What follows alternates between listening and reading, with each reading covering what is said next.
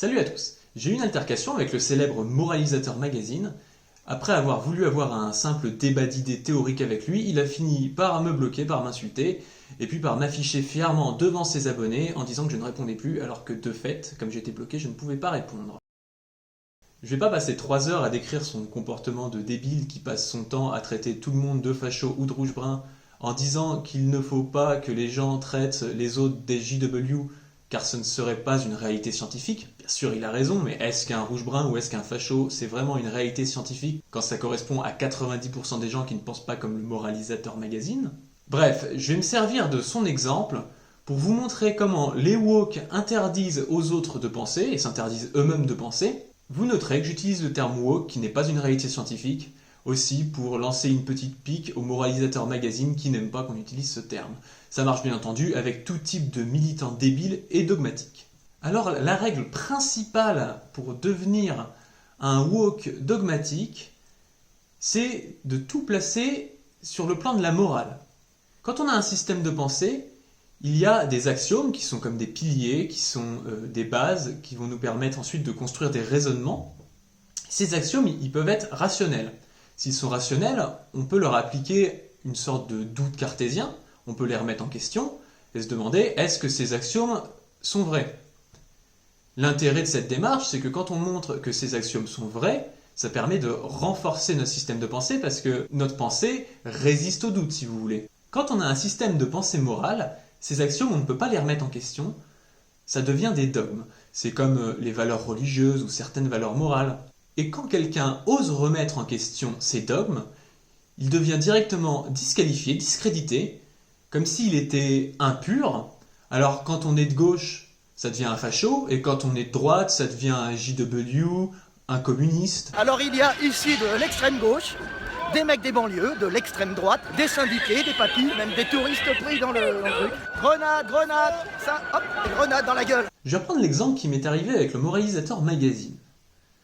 En fait, j'ai voulu lancer un débat avec lui par rapport à la hiérarchie qu'il pourrait y avoir dans la stratégie de lutte contre les oppressions. Si vous voulez, c'est une question purement rationnelle, c'est pas une question morale. Il y a de fait des oppressions dans la société, on peut se demander quelle est la meilleure stratégie pour lutter contre. Moi, j'avais envie de mettre en avant que je pensais que la meilleure stratégie, c'était la lutte des classes. Je vous expliquerai par la suite pourquoi, mais lui, il refuse catégoriquement de poser la question, c'est-à-dire que ce soit la lutte des classes ou pas, à la limite on s'en fiche, mais on peut se poser la question et se demander si on doit hiérarchiser les luttes. Lui, comme il est dans un prisme moral, il pense que ma réflexion, elle est d'abord morale. Je vous laisse regarder ce tweet. La division commence quand des gens considèrent que leurs intérêts d'émancipation sont supérieurs à ceux des autres et qu'il faut faire comprendre à ces derniers comment s'émanciper. C'est pas la lutte, ça c'est l'impérialisme.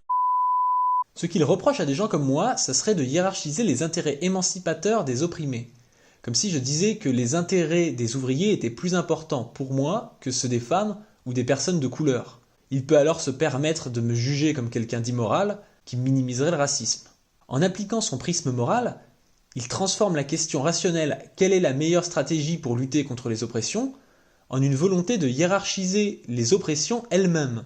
Comme si dire qu'il faudrait centrer la stratégie de lutte sur la classe sociale pour pouvoir récupérer le pouvoir et lutter efficacement contre les oppressions, c'était dire les intérêts des ouvriers sont supérieurs à ceux des femmes ou des personnes de couleur. En dernier lieu, il sous-entend donc que je pense que la souffrance ouvrière est plus importante que la souffrance des victimes de racisme ou de sexisme.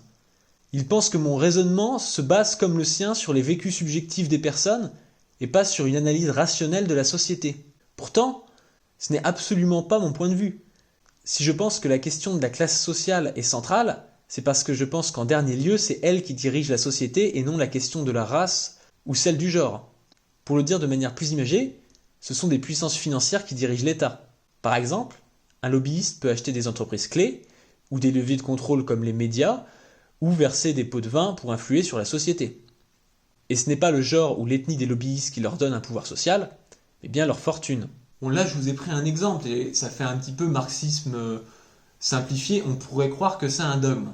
Donc pour montrer que ce que je dis par rapport à lui, ce n'est pas un dogme, je vais essayer de vous expliquer le raisonnement qu'il y a derrière. Quand Marx dit « L'histoire de toute société jusqu'à nos jours c'est l'histoire de la lutte des classes.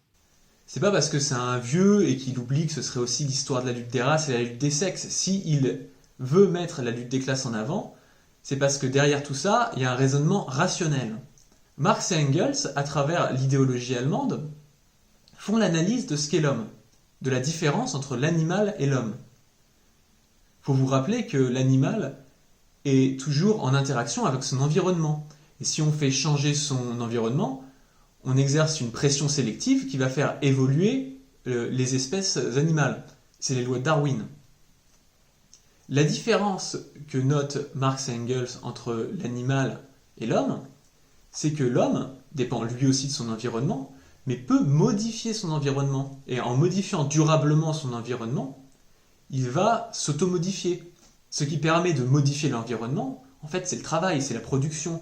C'est par exemple les outils. À travers ça, il y a un jeu d'aller-retour qui va se former entre une génération qui va changer l'environnement et une génération d'après, la génération X plus 1, qui va dépendre d'un environnement qui est modifié.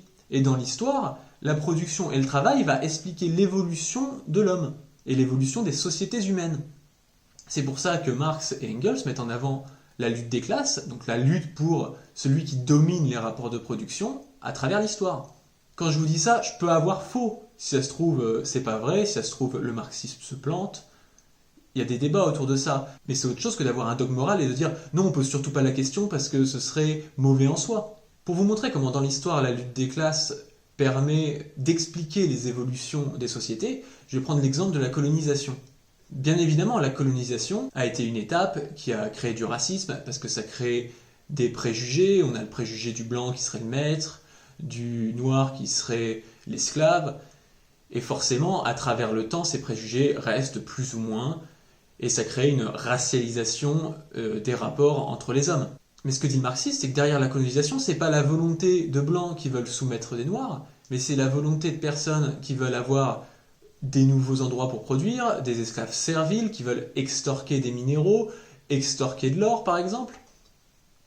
Et donc, ce qui explique la colonisation et ce qui va expliquer la racialisation de la société, c'est les rapports de production et c'est les rapports de classe. Alors bien sûr, ça ne veut pas dire que la lutte des classes suffit à résoudre le racisme, parce que même si le racisme a été créé par une nécessité qui est en dernier lieu productive, c'est devenu une réalité objective, tout comme la division sexuelle du travail a amené les femmes à avoir un travail domestique qui est spécifique, et résoudre la domination entre l'ouvrier et le bourgeois ou entre l'exploité et l'exploitant, ça ne résout pas la division sexuelle du travail. Les questions de sexisme et les questions de racisme sont toujours à prendre en compte de manière singulière.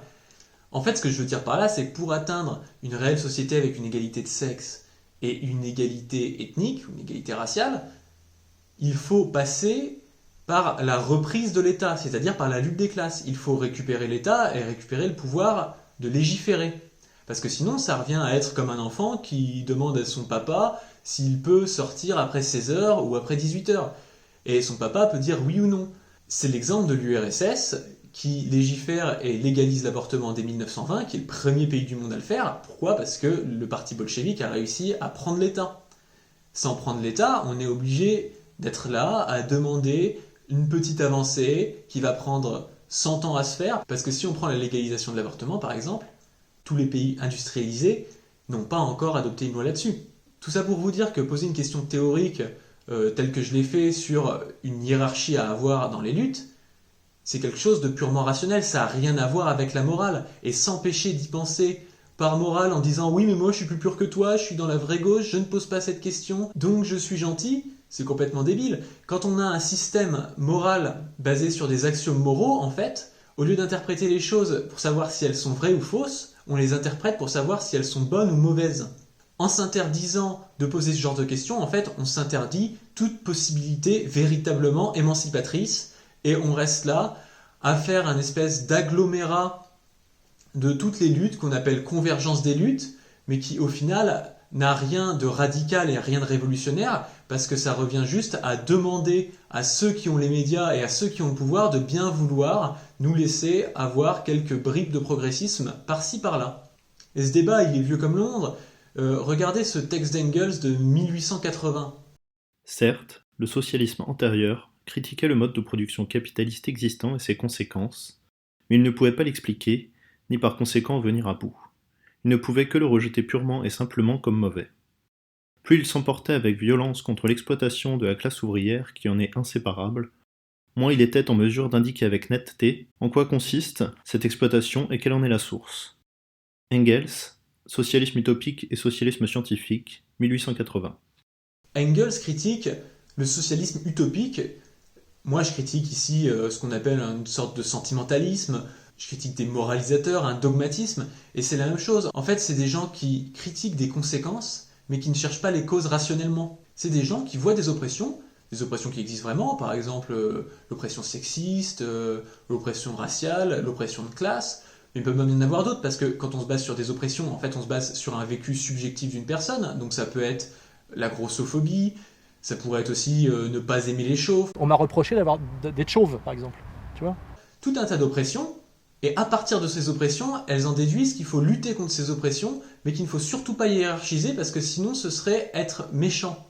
Engels, ce qu'il dit dans son texte, c'est que le marxisme arrive à dépasser ce sentimentalisme qui ne critique que les conséquences, et arrive à comprendre comment marche la société pour critiquer ce qui est réellement important dans la société, c'est-à-dire ceux qui dirigent l'État, c'est-à-dire la classe dominante. Et donc le marxisme remet la lutte des classes au centre du débat. Alors pour lancer une petite pique au Moralisateur Magazine, lui nous explique vraiment comment être le plus idiot des dogmatiques, comme ça. J'aime aussi que ces gens qui te traitent de petits bourgeois, comme les étudiants de mai 68 qu'ils conchient, mettent en avant de lire des livres, ce qui est très petit bourgeois et ferait bien rire la gauche à l'ancienne dont ils se réclament et qui dérive à bosser à l'usine. C'est-à-dire en s'empêchant de lire, parce que, oui, forcément, lire, c'est se confronter à des idées qui ne sont pas les nôtres, et c'est pouvoir, des fois, remettre en cause certains dogmes qu'on a. Donc un conseil à tous les woke qui veulent vraiment s'interdire de penser le plus possible, ne lisez surtout pas. Il n'y a rien de pire que de lire pour remettre en cause ce qu'on pense. Restez dans votre monde où il n'y a que vous, la pure gauche, où vous finissez quasiment à être tout seul parce que des dogmes moraux, en fait, c'est personnel, donc il y a très peu de gens qui vont avoir exactement les mêmes que vous. Restez dans votre monde où tous ceux qui ne pensent pas sont des fachos ou des rouges-bruns, et ne lisez surtout pas. D'ailleurs, j'ai une petite question pour terminer, une question que j'aimerais adresser au Moralisateur Magazine. Est-ce que Marx et Engels, quand ils disent l'histoire est l'histoire de la lutte des classes, c'est-à-dire en excluant la lutte des races et la lutte des sexes, est-ce que Marx et Engels, c'est pas des rouges-bruns au final? Est-ce que c'est pas des fachos?